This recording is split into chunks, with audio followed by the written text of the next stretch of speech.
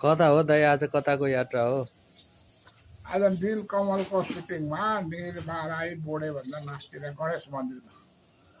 यसमा चाहिँ तपाईँको भूमिका अहम छ भन्ने छ, के छ? यसमा मेरो नेता र घरबेटी साउको छ। हजुर। मैले ऋण दिने अनि उसको घरबारी किनिदिने। ऊ विदेशमा जान्छ, पैसा तिर्न सक्दैन।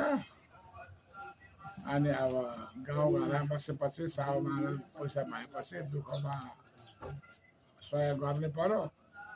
गरेर पनि ऋण दिने बेला बिरालो जस्तो म्याउ गर्छन्, तिर्ने बेला दुखी दुखी हिँड्छन्।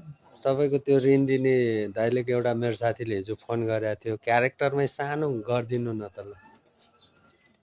मेरो काम ऋण दिने।